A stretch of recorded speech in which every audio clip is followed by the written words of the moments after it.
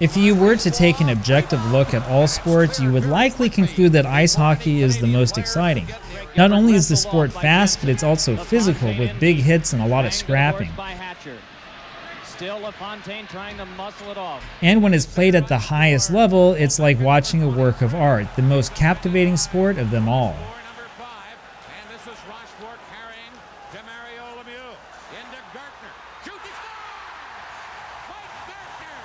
So the big question is, why is it that hockey has never really caught on in the United States? Why has it taken decades and decades for major US television networks to finally, take the sport seriously? Well, as crazy as this might seem today, ice hockey was actually originally a much more popular sport than like basketball, and I'm talking about in the United States, not in Canada. As you probably remember, Portland, Oregon was the first United States city to field a professional hockey team at the highest level. The Portland Rosebuds competed in the old Pacific Coast Hockey League back in 1914. They were followed by the Seattle Mets in 1915, though both teams and the entire league folded within a decade.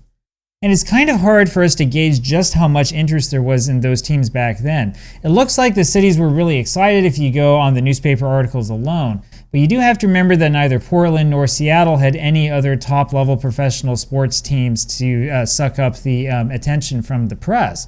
There's a chance that the sports sections might have exaggerated things a little bit. It is clear, however, that there really is a strong tradition of good ice hockey in the Pacific Northwest. Anyway, the Boston Bruins joined the National Hockey League in 1924. They were the first non-Canadian team to join the league. And then when the Hamilton Tigers players refused to play a final series against Montreal in 1925, the title was given to Montreal and the Hamilton team was moved to New York City. There was suddenly talk of a massive expansion of the NHL into the United States, and a lot of the rumored expansion actually did take place. And so the New York Americans existed between 1925 and 1941. The Pittsburgh Pirates played in the NHL from 1925 to 1930 and then spent one forgotten season in Philadelphia. Today's New York Rangers started in 1926 after a promise to allow another team in New York to compete with the Americans. And the Chicago Blackhawks started life in 1926 as well.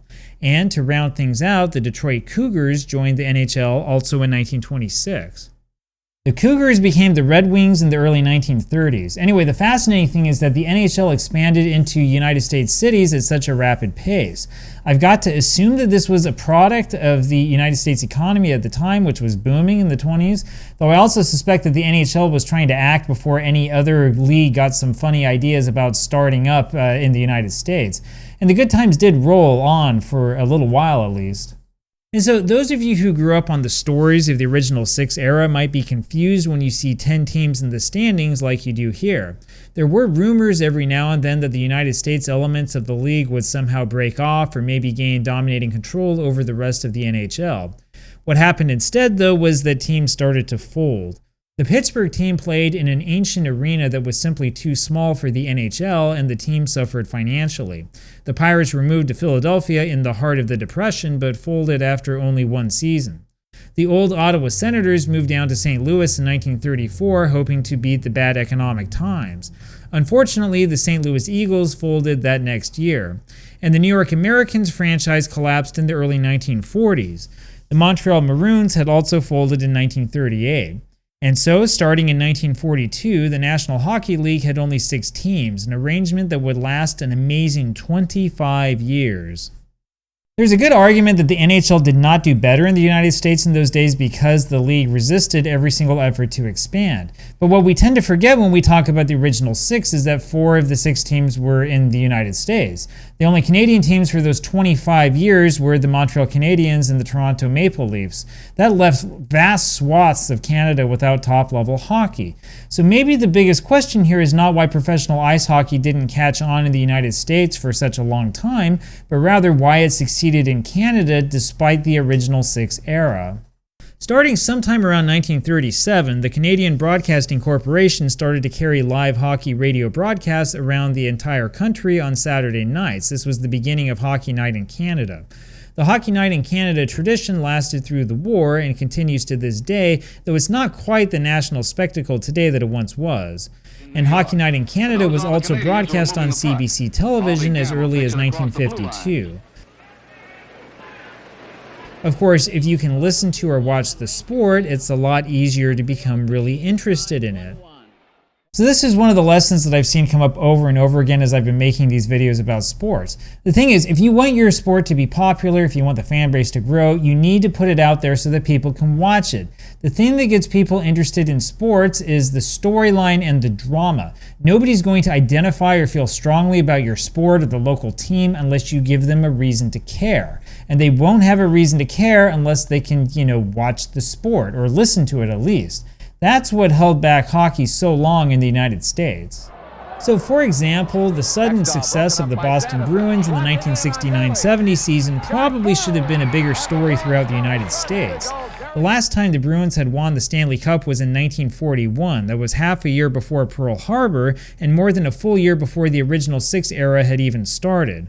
Boston hadn't even been in the Stanley Cup Finals since 1958, a season that most people to this day just think of as another one in a string of Montreal Canadiens victories. And so, although the 1970 Finals provided historic drama and Bobby Orr's famous leap, it didn't make the kind of splash for the United States sporting public that you might expect. And the real reason for that, in my opinion, is that most people in the United States couldn't watch hockey on television even if they wanted to. This is where the policies of the major television networks in the United States and the NHL itself make very little sense to me. For example, back in 1957, the NHL had a pretty good deal with CBS to air games on Saturday afternoons. This was sort of a hockey afternoon in the United States. The initial ratings were quite good and the advertisers were satisfied, but the players wound up receiving absolutely none of the revenue. And by the late 1960s, the NHL's agreement with CBS ended, leaving basically nothing to come next. So this early story of all this wrangling gives you at least a little idea of why there were only 6 teams back in those days. The reason is not because the sport was not popular, it's not that it couldn't survive in other markets, it's not that the money wasn't there. No, the reason is because this gave owners so much control over the players. This 1957 Sports Illustrated article reminds us that 3 of the 4 teams in the United States were owned by the same family, something that would have been unthinkable in any of the other major sports. With over 50,000 players in the Canadian Amateur Hockey Association at that time and so few spots available at the highest professional levels, you can see quickly why the owners didn't want to expand the league. And then when the NHL finally added 6 more teams in 1967, all of which were in the United States, there weren't many ready fans made in those new markets. Unfortunately, the sad fate of teams like the California Golden Seals probably goes back to the lack of coverage on television throughout the United States in the 50s and 60s. As you know, the real complicating factor in those days was the World Hockey Association. The World Hockey Association moved into a whole ton of markets that the NHL had completely ignored. Now, it's clear that there actually was a lot of demand for ice hockey, even in non-traditional markets. I mean, teams eventually wound up in unusual places like San Diego. There was even an attempt to put a team in Florida, but that didn't come to be back then. But the interesting thing is that television coverage was also a major problem for the WHA. CBS signed an extremely small contract with the WHA back in 1972 when the league was brand new, and there was at least some indication that the network wanted to keep showing hockey. After 1973, however, CBS showed no more interest in the league. Now, there was some local television coverage, but not much, and it depended on the team. So things like experimental teams like the Los Angeles Sharks, the San Diego Mariners really didn't stand a fighting chance because there was no television coverage locally. So it's not clear how fans were supposed to discover those teams. How are you going to get fans to go to the arena if they don't even know that the team exists? Anyway, the best way to build fans is to show them your product, and you're not going to expand to other markets if nobody in your market can sample the sport first. After major television networks had dumped the league in the mid-1970s, the NHL started something it called the NHL Network. This was an attempt at forming a network of local stations, and the NHL offered games for free in hopes of getting somebody out there to buy it. That network covered games like this famous Flyers Soviet Red Army game in early January 1976, but the idea wound up being a failure in the end.